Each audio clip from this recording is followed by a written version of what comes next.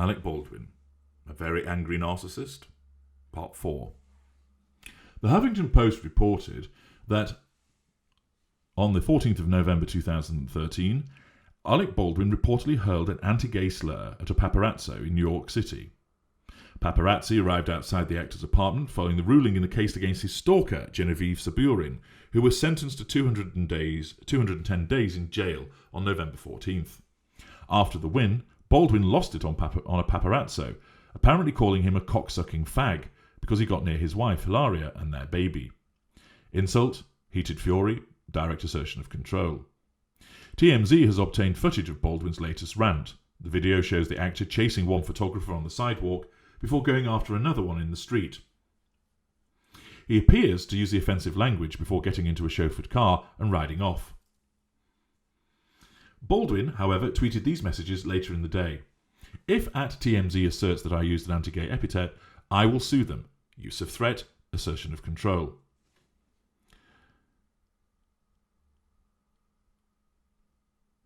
He then tweeted, acoustic analysis proves the word is fathead.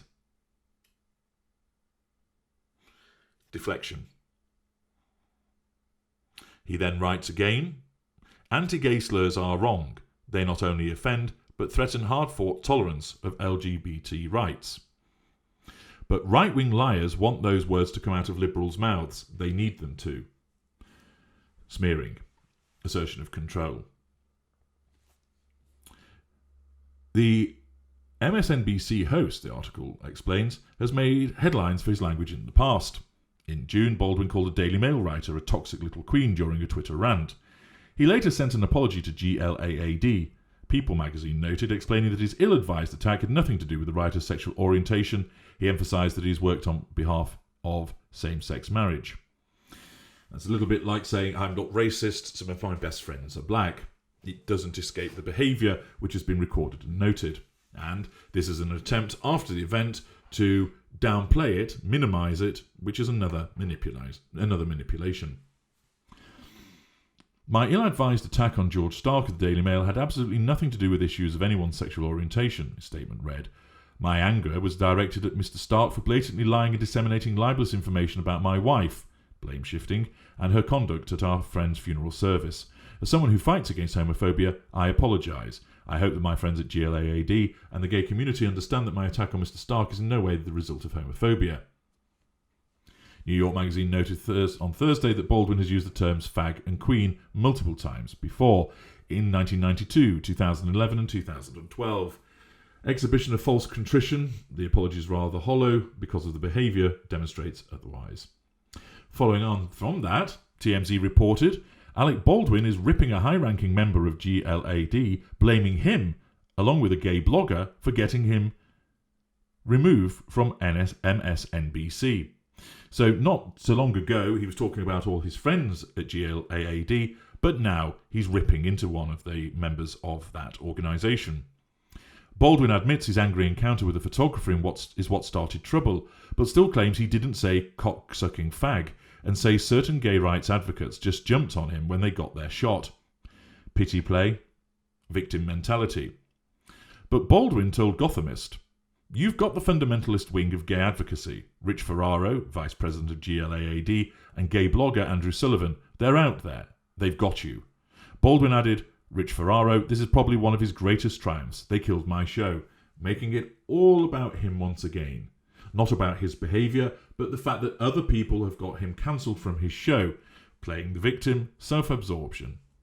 Ironically, right after the incident, the article continues, Baldwin gave Ferraro props for informing him that cocksucker was a homophobic slur, and said he would retire the word from his vocabulary. We're guessing the word popped up again in Alec's head when MSNBC axed him. Mr. Baldwin, of course, doesn't slow down with his heated fury, because on the 15th of November 2013, there's a further confrontation. TMZ reports Alec Baldwin just got into his third angry confrontation today, screaming at a female reporter, heated fury, shouting, assertion of control directly, demanding cops arrest her, sense of entitlement, and then hitting a parked car while trying to drive away. damage to property. It's unclear exactly what set off Alec this time, but his car was surrounded by reporters and photographers, and he yells, "Fuck you," to one reporter as he storms away and jumps in his car. Accordingly, exhibition of heated fury, no doubt as a consequence of a threat to control, he responds with that as a rudimentary means of trying to assert control. We now move on to May 13th, 2014, and page 6 reports as follows. Alec Baldwin was stopped by 2 NYPD cops on Tuesday for cycling the wrong way down a street, sense of entitlement, lack of accountability. Then went on an F-bomb-filled rant, sense of entitlement, insult, lack of emotional empathy, because they had the nerve not to know who he was, police sources told the Post. The bloviator told the 2 female officers to go fuck themselves when they pulled him over for pedalling against traffic on 5th Avenue near 16th Street at about 10:15 a.m, the sources said. Insult, absence of veneer or facade. The 13th Precinct cops on routine patrol asked Baldwin to show ID, but he didn't have any. "Don't you know my taxes pay your salary?" the 30 Rock star ranted, according to a source. Insult, arrogance, condescension. "Can't you get that around your fucking head?" Insult. Baldwin was totally belligerent during the tirade, yelling and screaming, heated fury, at the cops, who had no idea he was a famous actor, sources said. "I don't have ID, just give me the fucking summonses," a source quoted Baldwin as saying. Ordering around, heated fury. At one point the cops thought he would hit them, another source said. Baldwin stayed calm as he was handcuffed and taken to the station house for a warrant check, but became enraged again when he spoke to the cop's supervisor. "How old are these officers?" he griped. "They don't even know who I am." Sense of entitlement, heated fury, attempt to assert control. Baldwin, 56, charged with disorderly conduct and going the wrong way on a one-way street, was released pending a July 24 court appearance. The disorderly conduct charge was filed because Baldwin's fury at the scene resulted in a crowd gathering, a source said. The violation is punishable by up to 15 days in jail and about $500 in fines and surcharges. After his release, Baldwin biked back to his East 10th Street home and jumped on Twitter to rip the cops and the Big Apple. New York City is a mismanaged carnival of stupidity that is desperate for revenue and anxious to criminalize behavior once thought benign, Baldwin wrote. Sense of entitlement, absence of emotional empathy, assertion of control indirectly. He called out the cop who busted him, but got her last name wrong. Officer Marino, badge number 23388, arrested me and handcuffed me for going the wrong way on 5th Avenue, Baldwin tweeted after getting sprung. The cop's name is actually Montero, sources said. Baldwin later unleashed more venom on Twitter, claiming that Montero lied in her report. Lie? Smearing. "So when a cop lies to protect himself, what do I plead in court, even if you're innocent? Witnesses, what do you do?" he tweeted. Pity play? Smearing. He added, "I simply want people to know that I ask for no special treatment." Yes, despite going, "Don't you know who I am?" Hypocrisy. Contrary behaviour. Before tweeting correction, officer's name is Montero. After his second Twitter outburst of the day, Baldwin's yogi wife, Hilaria, 29, tweeted, "Shh." Of course, he then continued to tweet, stating, "Meanwhile, photographers outside my home once again terrified my daughter and nearly hit her with a camera. The police did nothing."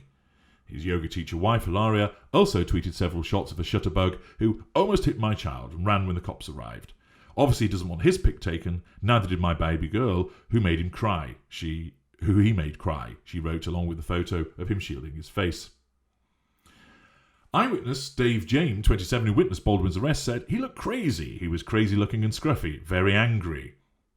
Another witness, Patty Dempsey, 26, of Long Island, said the actor was angry, like Alec Baldwin. Well, he would be, because he is Alec Baldwin. Notice with these exhibitions of heated fury, where he continues to go nuts, that there is a threat to control. His fury ignites. He lashes out without any charm, any facade, any veneer, threatening physical violence, engaging in physical violence, heated fury through verbal violence, racial slurs, homophobic slurs. And then, after the event, because the threat to control continues, he seeks to assert control indirectly by going on Twitter. Does that remind you of anybody who used to occupy the White House, one wonders. There's more yet. We fast forward now to May the 4th, 2016, and it was reported by TMZ that Alec Baldwin exploded in anger on Tuesday, getting in a photographer's face and berating him for shooting Baldwin's wife. Baldwin and Hilaria were in Beverly Hills when he unleashed on the photographer with ear-shattering volume, ordering him to shut up. Verbal violence, heated fury. It's unclear what preceded Baldwin's tirade, but he tells the photographer in no uncertain terms his wife is out of bounds for the paparazzi. Interesting for sure, because Hilaria is a prolific Instagram user who chronicles her life on the app. She's also a correspondent for Extra. Hypocrisy. It's even more interesting, Baldwin wrote an essay where he said he was moving from New York to California because he can't stand the paparazzi presence in the Big Apple. He wrote in New York Magazine, LA is a place where you live behind a gate. You get in a car, your interaction with the public is minimal. Grandiosity. The incident occurred in a very public part of town, Bedford Drive in Beverly Hills. Once again, the exhibition of heated fury. And as we move through all of these examples, the picture is very much being firmly painted with regard to his behaviours. Now we turn to a bit more legal action involving Mr. Baldwin. Join me in part 5 for the continuance of this analysis.